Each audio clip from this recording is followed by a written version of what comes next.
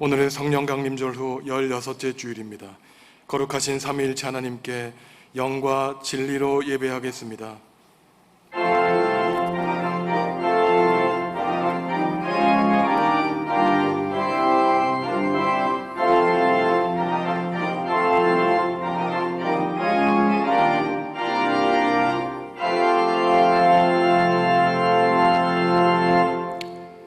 하나님, 분주한 세상 일을 내려놓고 주님의 날을 기억하며 예배 자리로 나오게 하시니 감사합니다.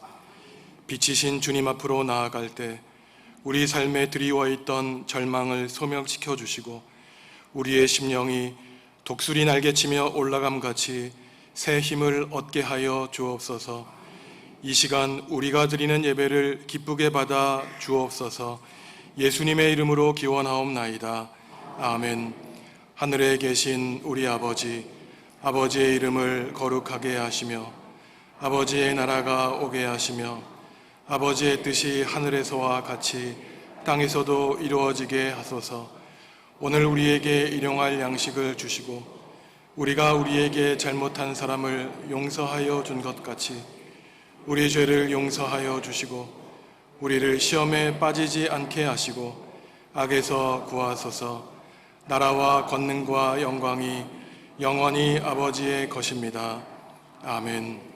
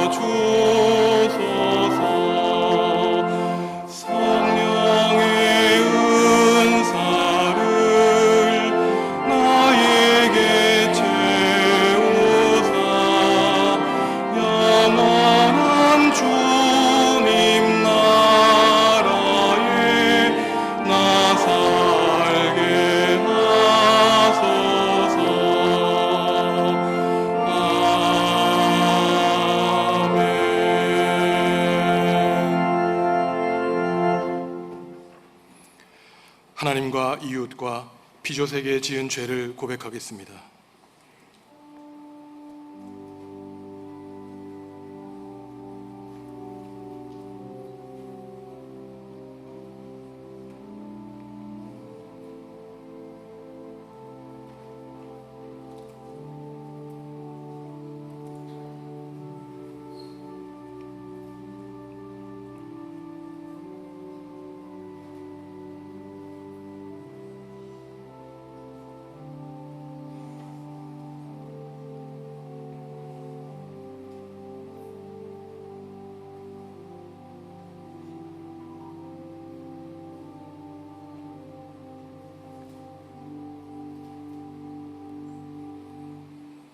하나님이 우리에게 주시는 용서의 말씀입니다. 자기의 죄를 숨기는 자는 형통하지 못하나 죄를 자복하고 버리는 자는 불쌍히 여김을 받으리라. 아멘. 나는 전능하신 아버지 하나님, 천지의 창조주를 믿습니다. 나는 그의 유일하신 아들, 우리 주 예수 그리스도를 믿습니다. 그는 성령으로 잉태되어 동정녀 마리아에게서 나시고 본디오 빌라도에게 고난을 받아 십자가에 못 박혀 죽으시고 장사된 지 사흘 만에 죽은 자 가운데서 다시 살아나셨으며 하늘에 오르시어 전능하신 아버지 하나님 우편에 앉아 계시다가 거기로부터 살아있는 자와 죽은 자를 심판하러 오십니다. 나는 성령을 믿으며 거룩한 공회와 성도의 교제와 죄를 용서받는 것과 몸의 부활과 영생을 믿습니다. 아멘. 할렐루야. 하늘에서 여호와를 찬양하며 높은 데서 그를 찬양할지어다.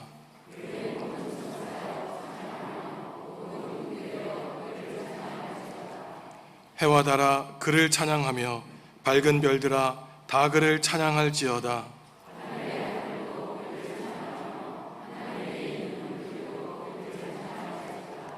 그것들이 여호와의 이름을 찬양함은 그가 명령하심으로 지음을 받았음이로다.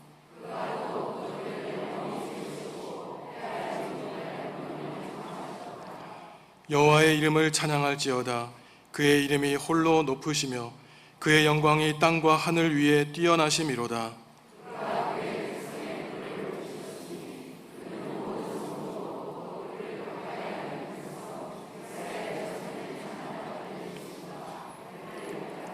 아멘.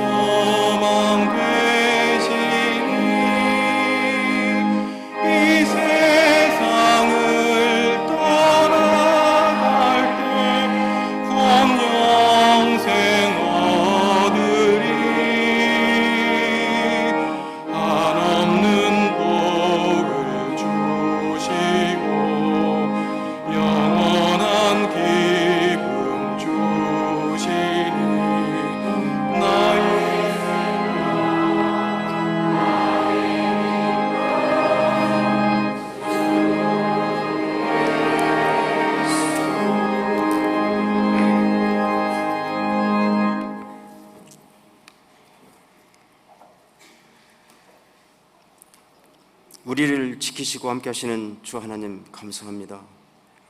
무덥고 유난히도 많은 비를 내렸던 여름은 지나가고 오곡백과가 무르익는 수확의 계절이 왔습니다. 항상 변함없이 하나님이 만들어주신 자연의 섭리에 감사드리며 흐르는 세월을 뒤돌아봅니다. 감사합니다. 이 땅에 살게 하심을, 또 이 나라에 살게 하심을, 우리나라가 수많은 굴곡을 이기고 이만큼 발전하게 하심을 모든 것을 감사합니다. 주 하나님, 감사함으로 귀결되어야 할 이 나라가 잘못된 길로 가고 있습니다. 우리 기독교가 잘못되어 가고 있는 이 나라를 바라보며 하나님, 방관자로 있어야 합니까? 잘못된 것은 잘못하고 있다고 우리 정치에 충고해야 하지 않겠습니까? 남과 북은 서로 강대국을 우리 한반도에 끌어들여 전쟁의 명분을 만들어가고 있습니다. 오직 무력으로만 상대를 제압할 수 있다고 말하고 있습니다. 전쟁은 우리 민족 그 누구도 승자 없는 공멸임을 우리는 알고 있습니다. 일제 식민지에서 독립을 위해서 일생을 바쳤던 애국지사를 내 아닌 이념의 잣대로 평가하고 있습니다. 일본의 방사능 오염수를 방류하는 것을 막지 못하고 그걸 또한 지지하고 있는 우리 정부가 있습니다. 안전하다고 홍보하고 있습니다. 우리를 폭로하는 사람에게는 괴담을 유포한다고 말하고 있습니다. 자기와 반하는 세력은 반국가 세력이라고 하고 있습니다. 지금 우리 야당 대표는 국정의 쇄신을 요구하면서 18일째 단식을 요구하고 있습니다. 이 나라가 어디로 가고 있는지 정말 암울합니다. 민주주의를 위해서 피 흘리며 지켰던 우리 소년들의 역사가 있습니다. 그 민주주의가 흔들리고 있습니다. 법으로 포장한 우리 검찰의 독재로 가고 있습니다. 우리는 이러한 정부를 우리 국민이 바꾸만 있어야 하는지 정말 암울한 형태입니다. 우리에게 지혜를 주시옵소서, 행동하는 양심을 주시옵소서, 방관자가 되지 않게 하여 주시옵소서. 우리나라가 바로 갈 수 있게끔 우리가 두 눈 부릅뜨고 지킬 수 있는 힘을 주시옵소서. 주 하나님, 우리를 지키시는 주 하나님, 우리의 삶을 지켜주시고 함께 하신 주 하나님, 건강과 여러 가지 어려움 속에 있는 이들이 있습니다. 그들에게 희망과 용기를 주시옵소서. 또한 이 시간 말씀을 전하시는 목사님, 능력 주시고 힘 주셔서 우리 삶 속에서 역사하게 하여 주시옵소서. 예배를 위해서 봉사하는 모든 분들과 찬양대회에 축복하여 주시옵소서. 모든 말씀 예수님 받들어 기도드렸습니다.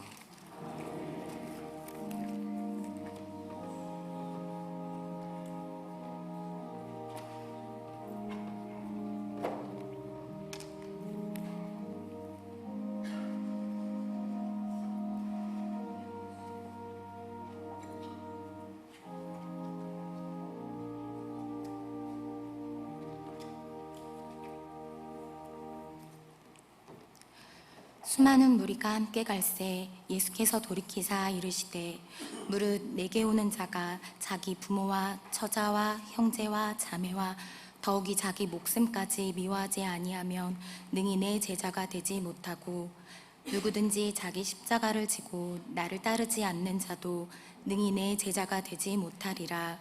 너희 중에 누가 망대를 세우고자 할진대 자기의 가진 것이 준공하기까지에 족할는지 먼저 앉아 그 비용을 계산하지 아니하겠느냐. 그렇게 아니하여 그 기초만 쌓고 능히 이루지 못하면 보는 자가 다 비웃어 이르되 이 사람이 공사를 시작하고 능히 이루지 못하였다 하리라. 또 어떤 임금이 다른 임금과 싸우러 갈 때 먼저 앉아 1만 명으로서 저 2만 명을 거느리고 오는 자를 대적할 수 있을까 헤아리지 아니하겠느냐. 만일 못할 터이면 그가 아직 멀리 있을 때에 사신을 보내어 화친을 청할지니라.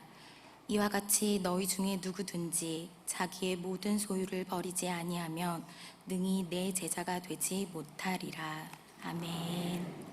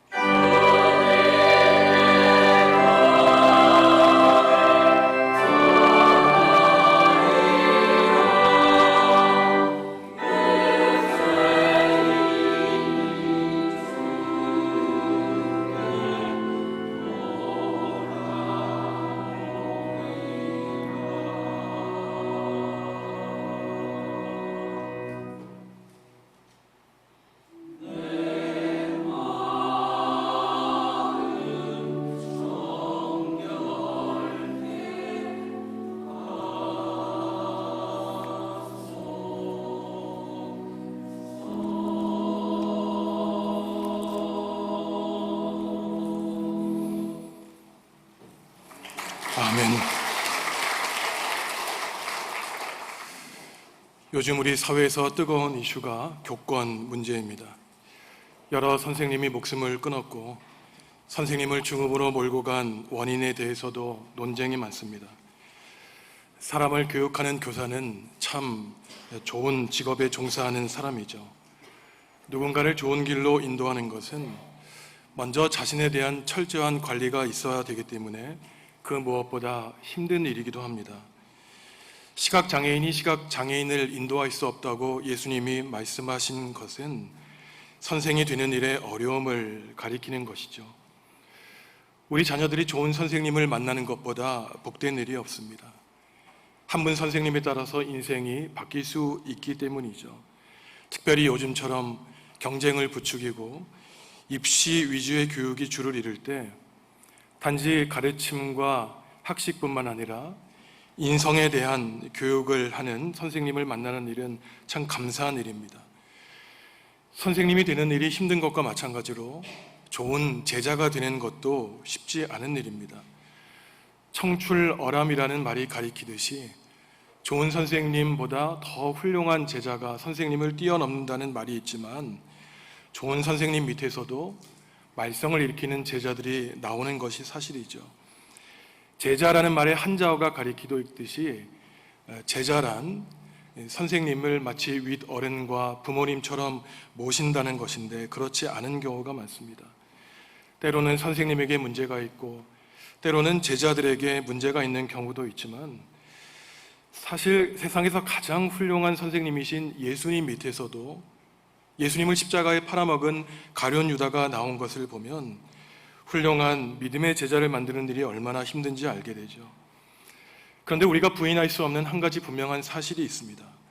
예수님이라는 선생님에게는 아무런 문제가 없고 단지 문제가 있다면 선생님의 가르침을 받아들이지 않고 스승님의 길대로 따라가지 않는 제자들에게 있다는 것입니다. 과연 우리가 예수님의 제자가 된다는 것은 무엇을 의미하고 또 어떻게 해야 제자가 될 수 있는지 예수님은 우리에게 그 방법에 대해서 오늘 알려주십니다.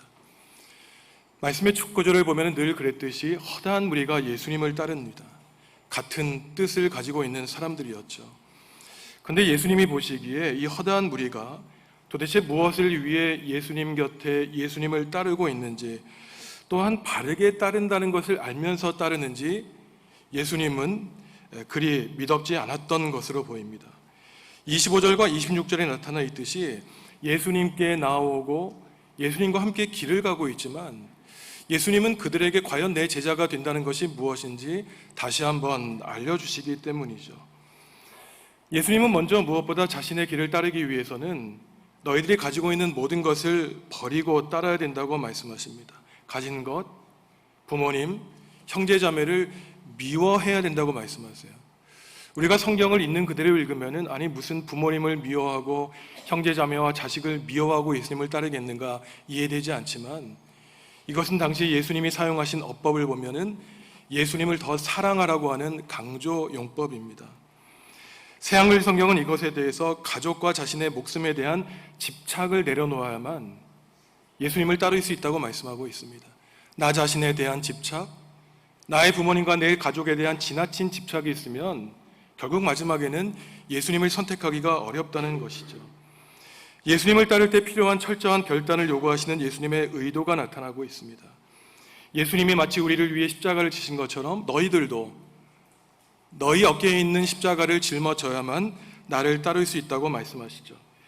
누구든지 예수님의 제자가 되고자 하는 사람은 어떠한 대가도 치러야 하고 때로는 스승님의 운명도 함께 짊어져야 된다고 말씀하고 있습니다. 이처럼 예수님의 제자가 된다고 하는 결심은 어느 한순간의 충동과 감정적인 결정으로 일어나는 것이 아니라 바로 나 자신의 삶을 바칠 수 있는가 철저하고 진지한 헌신에 따른 것이죠. 억지로 되지도 않습니다. 무엇인가를 억지로 포기한다고 해서 만약에 그것이 내가 이것을 버리는 대가로 내가 무엇을 얻기 위한 것이라면 그것은 옳은 것도 아니고 어떠한 아름다운 열매를 맺을 수 없죠. 예수님이 내 인생의 최고 가치라는 깨달음이 있어야만 과거 내 삶을 버릴 수 있고 또한 그 과거를 짊어지고 미래로 향해 나아갈 수 있는 것입니다.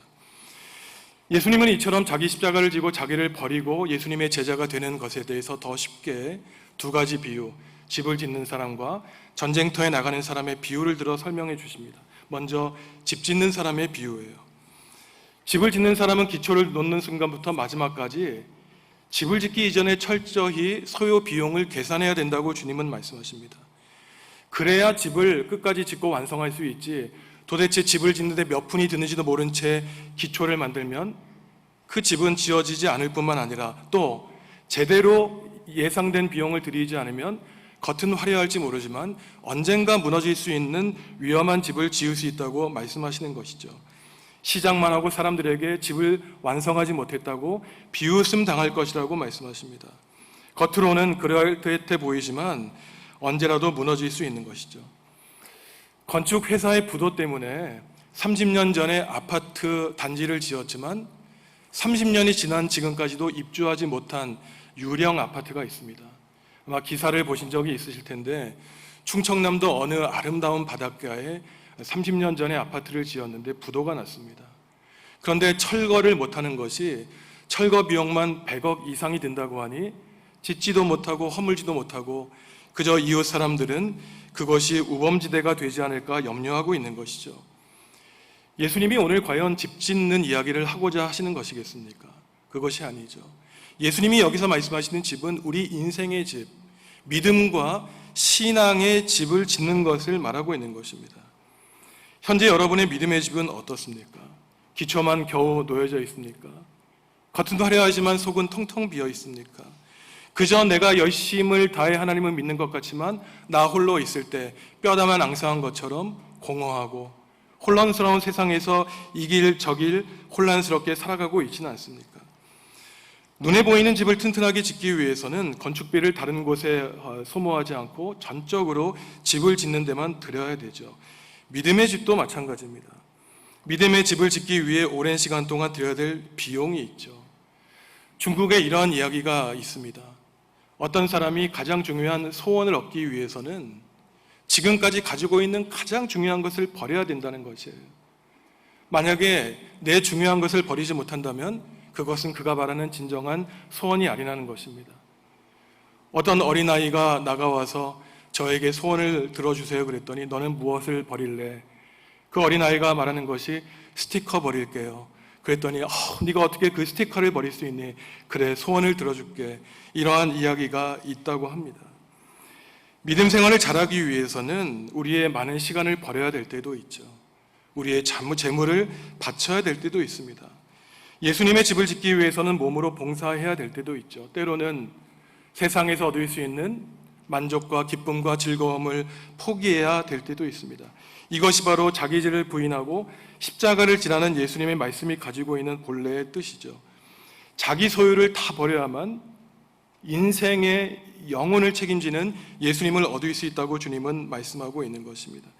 우리가 가지고 있는 모든 재능을 다 믿음의 성숙을 위해 버려야 된다는 것이죠. 믿기 시작했는데 중간에 멈추거나 내가 가지고 있는 모든 소유에 아까워서 예수님을 얻는 것을 포기한다면 마치 유령 아파트, 귀신 아파트와 같은 믿음의 집이 지어질 수도 있는 것입니다. 어떤 분은 이렇게 질문하실 수도 있을 거예요. 내가 왜 내 인생을 소비하면서까지 믿음 생활을 해야 될까? 광신도가 아닐까? 왜 우리는 신앙생활을 철저하게 해야 될까요? 그것은 다름 아니라 하나님이 그것을 원하시기 때문입니다. 온 몸과 마음과 뜻과 정성을 다해서 하나님을 사랑하라고 하셨어요. 다른 이유가 없습니다. 만약에 이러한 대답이 너무나 뻔하고 만족스럽지 않다면 바울 사도는 실제로 신앙생활이 우리 삶에 주는 구체적인 유익에 대해서 자기의 제자이자 동역자인 어린 디모데에게 알려주고 있습니다. 새번역 성경 디모데전서 4장 7절과 8절 말씀 함께 읽습니다. 저속하고 헛된 꾸며낸 이야기들을 물리치십시오.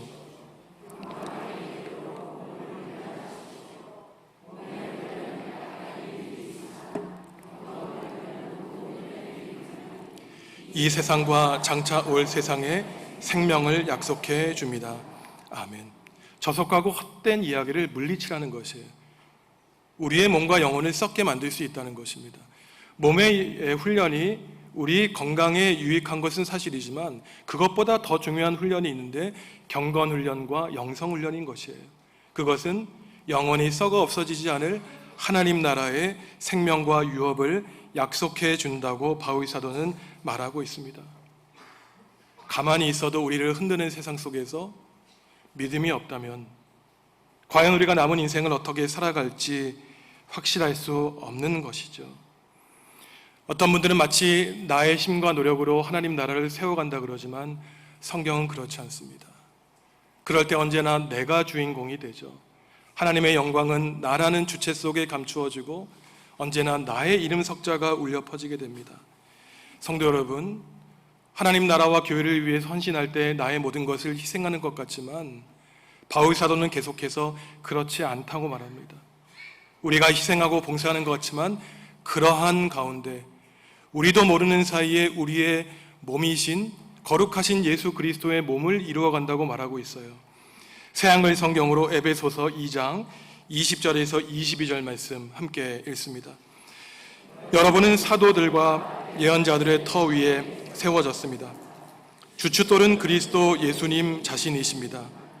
그분 안에서 건물 자체가 함께 어우러져서 주님 안에서 성전으로 자라나게 됩니다. 그분 안에서 바로 여러분도 함께 건물로 세워져서 성령님 안에서 하나님이 자로잡고 사실 거처가 됩니다. 아멘.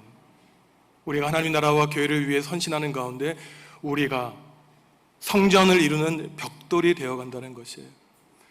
우리 가운데 하나님이 거하시는 거처 성전이 된다는 것입니다.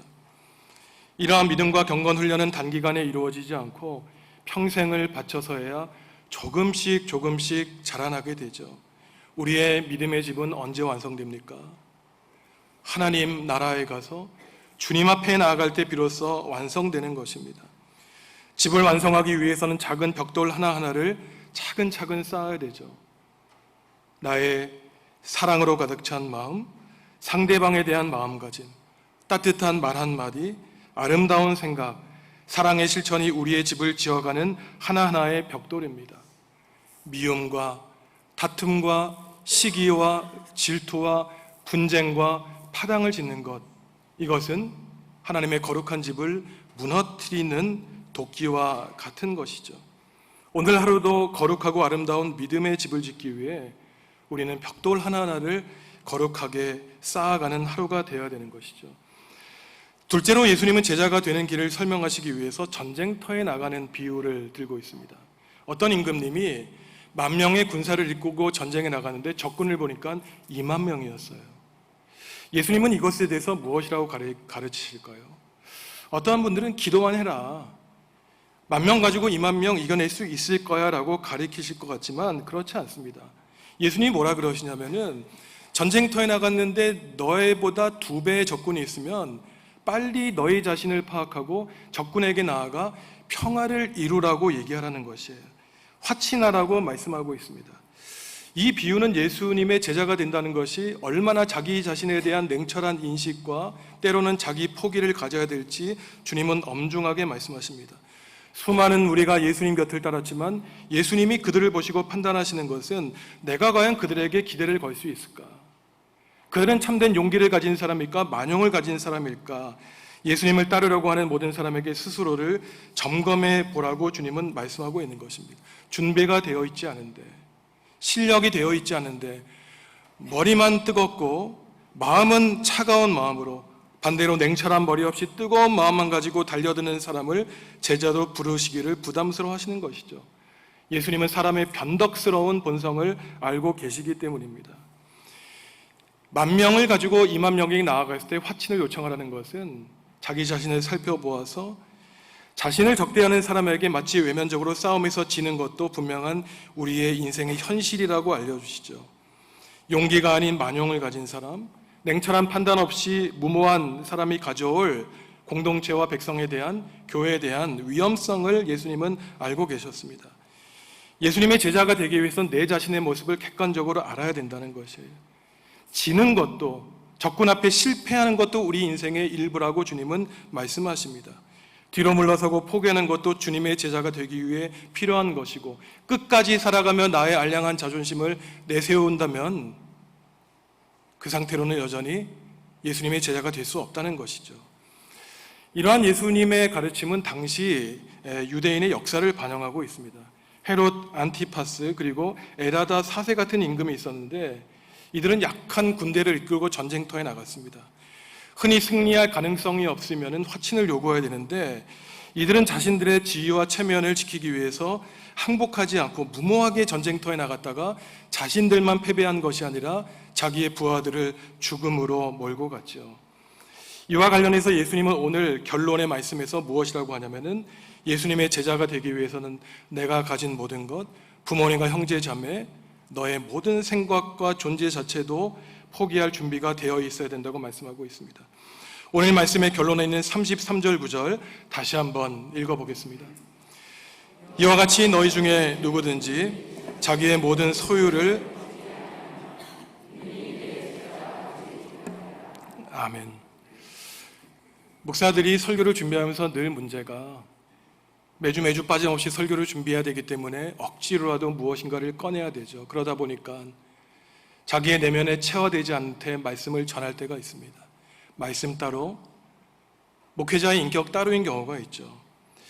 이번 주 내내 이 말씀을 준비하면서 33절에서 참 마음이 무거웠는데, 자기의 모든 소유를 버리지 아니하면 제자가 될 수 없다는 예수님의 말씀에서 과연 나의 모든 소유는 무엇일까 고민해 보았습니다. 나의 가족, 나의 재산, 나의 학위, 나의 담임 목사직, 고민해 보았어요. 하나님, 제가 목사직마저도 포기해야 된다고 요구하시면 제가 무엇이라고 할까요? 저와 함께 있는 사람에게 제가 한번 이야기를 나눠보았습니다. 그랬더니 저에게 하는 말이, 단순하게 생각합시다. 하나님이 허락하시는 날까지 그저 최선을 다하자고 얘기를 했습니다. 그러면서 이러한 생각이 드는 것이에요. 하나님, 제가 목회자로 부르심을 받았지만 이것이 정말로 하나님이 원하시는 길인지, 예수 그리스도의 제자로 먼저 살아가고 있는지, 아니면 그 직분에 두려워하고 있는지 용기를 주십시오. 그래서 제가 어떠한 생각을 했냐면, 내가 사직서를 마음에 품고 살아야 되겠구나, 이러한 생각을 했었어요. 그것이 바로 하나님이 주시는 참된 용기가 아닐까 생각을 하게 되었습니다. 누구나 그리스도인이 될 수는 있죠. 때로는 자의에 따라서, 때로는 어떠한 사람의 강권적으로 하나님의 부르심을 받을 수도 있습니다. 하지만 그리스도인이 된다는 것과 예수님의 제자가 된다는 것은 때로는 완전히 다른 이야기입니다. 가족과 내 자신의 모든 것을 버려야 되는 심각한 결정을 필요로 하는 길인 것이에요. 자기를 부인하고 내가 무시당하고 하나님을 선택해야 되는 것도 바로 주님의 뜻이라는 것이죠. 가족을 비롯한 인간관계와 자기의 목숨을 유익하게 하는 것에 대한 집착을 버려야 될 때가 있습니다. 하지만 우리가 그렇게 좌절할 필요가 없어요. 왜냐하면 한 가지 분명한 사실을 주님이 우리에게 말씀하시기 때문입니다. 인생을 한번 사는 것, 그리스도인으로 사는 것, 그리고 더 나아가 예수 그리스도의 제자로 사는 것은 아무에게 주어지는 영광이 아니라는 것이에요. 한번 살아가는 인생에서 선택할 만한 가치가 있다는 것입니다. 예수님의 제자가 되면 예수님이 누린 부활의 영광을 우리 또한 얻을 수 있다고 하나님은 말씀하십니다. 그때 바로 우리는 내가 가진 모든 것 버리면서도 주님을 선택하는 용기를 얻고, 죽음 앞에서 하나님을 만날 때, 하나님, 제가 비록 비겁하고 용기가 없었지만 주님을 선택할 수 있는 용기 주셔서 감사합니다. 그때 바로 주님은 너는 내 제자다라고 우리의 등을 다독여 주실 것입니다. 15세기의 러시아 화가 안드레이 류들로프라고 하는 사람이 있는데, 이분이 예수님에 대한 초상화를 1400년대 초반에 그렸습니다. 그런데 즈베니고로드의 예수 승천 대성당 근처 어느 헛간에서 이 그림을 1918년에 발견했어요. 그러니까 이 그림이 500년 동안 헛간에 있었던 것입니다. 이 그림을 누가 찾았냐면 그림 복원가 바실리 키르포크가 발견했는데, 헛간에서 이 그림을 발견하고 솟아쳐 놀란 것이에요. 첫째는 예수님의 눈이 자신을 바라보고 있는 것이었습니다. 둘째 놀란 이유는 예수님의 얼굴이 우리가 예상하듯이 아주 거룩하고 화려한 모습이 아니라 이마도 날아가고 몸도 잘리고 빗물에 눈보라에 이 그림이 훼손되어서 눈에서 입에서 눈물과 핏방울이 흐르는 것처럼 끔찍했기 때문에, 나중에 헨리 나우에는 영성가가 말하기를 세상의 폐허를 통해서 슬프지만 무척 아름다운 얼굴이 우리를 바라본다고 묵상했습니다. 계속해서 그가 말하기를 바로 저 예수님이 누구를 바라보고 있는가? 예수님의 제자가 되겠다고 고백했지만 은 30, 노예를 파는 값에 예수님을 팔아먹은 베드로를 바라보고 있진 않은가 생각했던 것이죠. 예수님은 저와 여러분을 바라보고 계십니다. 나의 십자가의 피와 눈물을 보고 너는 어떠한 생각을 하고 있는가? 나는 지금도 물이 흐르면 낮은 곳으로 흐르듯이 낮은 곳으로 가고 있지만 너는 나와 함께 그 길을 가고 있는가? 주님이 말씀하고 계세요. 누구나 넓고 편한 길을 가려고 하죠. 좁고 불편한 길을 가는 것은 쉽지 않지만 그것은 고귀한 일입니다. 주님이 지금 우리에게 주님의 길을 함께 따르지 않겠냐고 초대하고 계세요. 주님의 흘리신 눈물이 내 눈물이고 주님의 몸과 마음에 난 상처가 내 몸과 마음에 난 상처라면 그냥 그것이 전부입니다. 신앙생활 하시면서 그것보다 더 큰 영광이 어디 있겠습니까? 주님이 허다한 무리 가운데 주님의 일꾼을 지금 찾고 계십니다.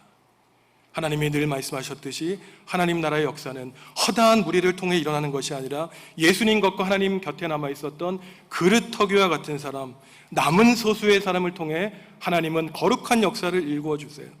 그렇기 때문에 그 길이 좁은 길인지 알지만, 협착한 길인 줄 알지만 그 문을 들고 열고 들어가는 사람에게 하나님은 너는 내 제자요 내 충성된 종이라고 칭찬해 주십니다. 사랑하는 성도 여러분, 우리가 함께 주님의 제자가 되면 좋겠습니다. 좁은 길, 하지만 영원한 생명으로 이끄는 길에 들어가 우리가 언젠가 될지 모르지만 함께 손잡고 오직 하나님의 영광을 찬양하는 거룩한 우리 정읍중앙교회 성도 여러분들이 되시기를 주님의 이름으로 간절히 기원합니다. 하나님, 예수님의 제자로 살기로 다짐하오니 주님의 제자로 살아가는 영광을 허락하여 주옵소서. 참기고 인내함으로 믿음의 거룩한 집을 지으며 살겠으니 성령님, 우리 마음 가운데 좌정하여 주옵소서. 예수님의 이름으로 기도합니다. 아멘.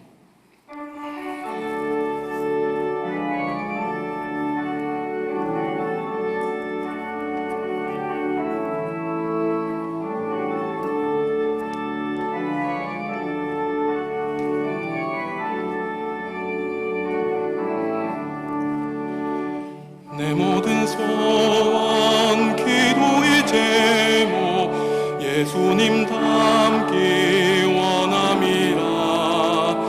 예수님 형상 나 입기 위해 세상에 보아끼지 않네. 예수님 닮기 내가 원하네. 날 구원하신 예수님을 내 마음속에 지금 거둬사 주님의 형상 인치소서. 무한한 사랑 풍성한 긍휼 슬픈 자 위로 하시는 주. 길 잃은 죄인 부르는 예수 그 영상 담게 하옵소서. 예수님 닮기 내가 원하네. 날 구원하신 예수님을 내 마음속에 지금 거둬사 주님의 형상 인치소서.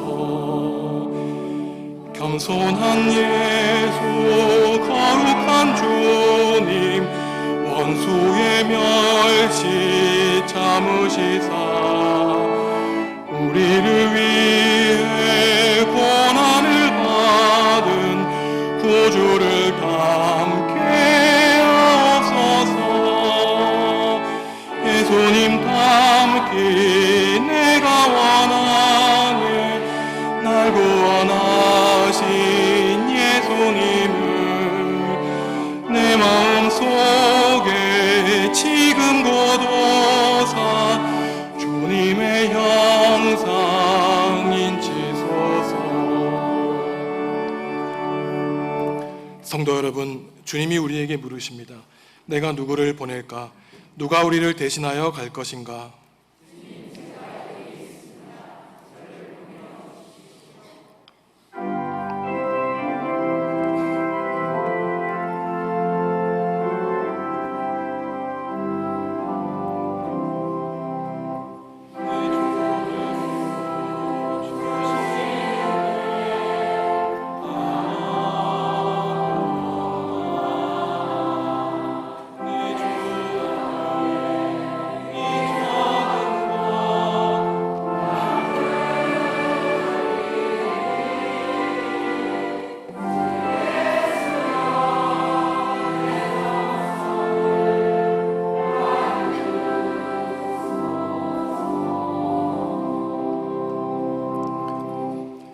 하나님, 죄인 되어 죽을 수밖에 없는 우리를 품어주시고 구원해 주신 주님의 은총에 감사합니다. 우리가 우리 자신을 인정하지 않고 부정해도 우리를 있는 모습 그대로 받아주시는 주님의 사랑에 감사합니다.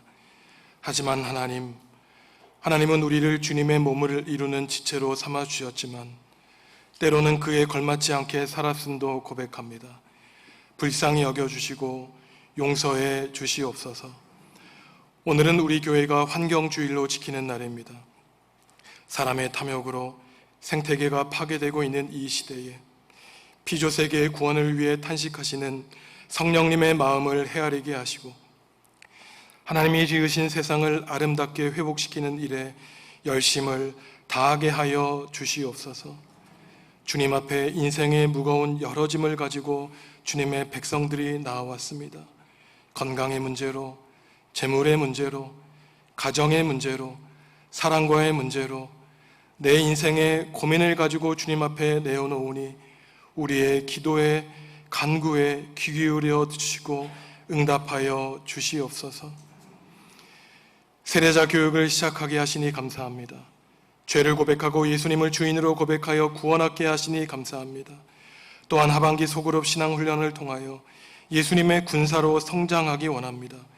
교우들에게 성령님의 감동을 주시사 하나님이 주시는 영원한 진리를 발견하는 데 열심을 내어 하나님이 행하시는 구원의 도구로 쓰임받게 하여 주옵소서. 윤원영 성도를 우리 교회 새 가족으로 삼아주시니 감사합니다. 우리가 함께 믿음의 길을 걸어갈 때 하나님의 은혜를 누리게 하시고 가정 가운데 주님의 평화로 함께하여 주옵소서. 김지명 성도님, 아버지를 여의고 슬픔 가운데 있습니다. 모든 가족을 위로하여 주시고 천국의 소망 누리게 하여 주옵소서. 주님께 받은 복과 은혜에 감사하며 예물 드립니다.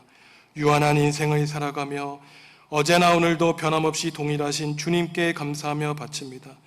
우리의 모든 운명과 미래가 오직 주님의 손에 달려있음을 고백하며 오직 주님께 영광 돌려 드리오니 주여 기쁘게 받아 주옵소서.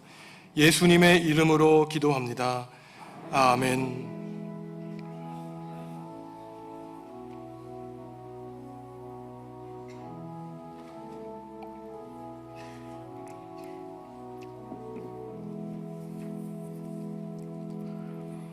주님의 평화가 성도 여러분과 함께 하시기를 바랍니다.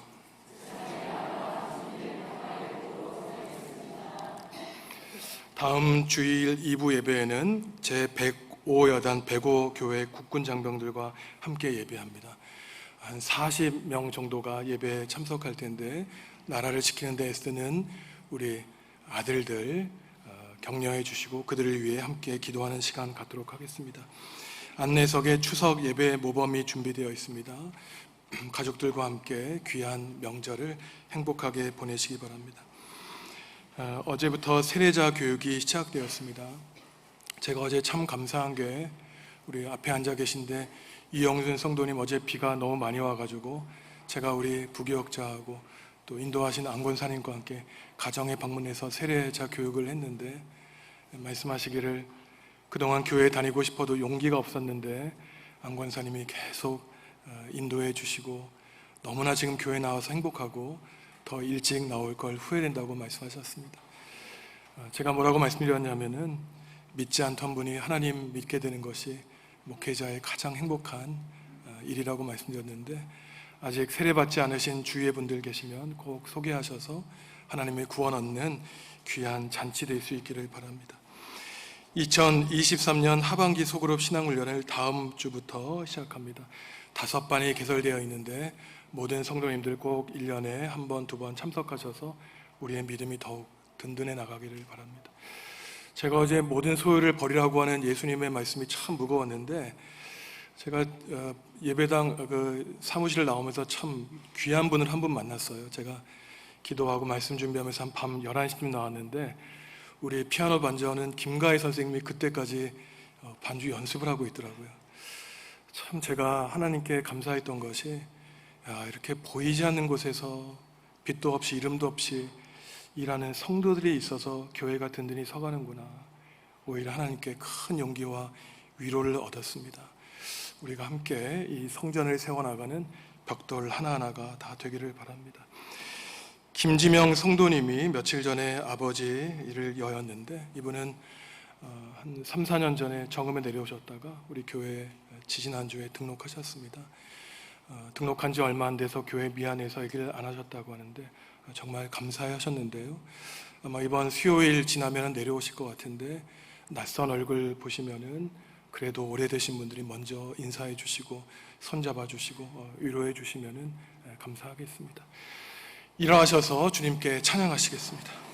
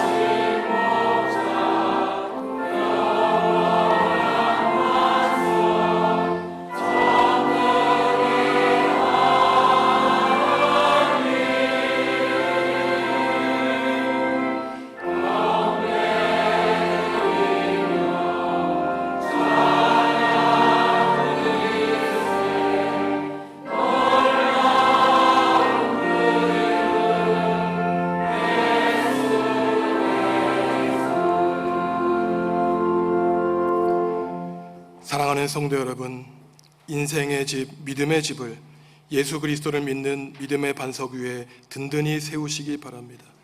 예수님을 세상 무엇보다 사랑하여 주님의 참된 제자가 되시기 바랍니다. 임마누엘의 하나님이 우리와 영원히 동행해 주실 것입니다. 이제는 우리 위에 십자가에 고통당하신 예수 그리스도의 은혜와 우리를 사랑하시되 영원히 사랑하시는 아버지 하나님의 사랑과 우리가 쓰러지고 넘어지며 좌절할 때마다 우리의 손을 붙들어 주시고 위로하시는 성령님의 감화감동 교통하심이 예수님의 제자 되어 모든 십자가의 고난 이겨내고 부활의 영광 얻기로 다짐하는 성도들에게 지금부터 영원히 함께 하시기를 간절히 축원하옵나이다. 아멘.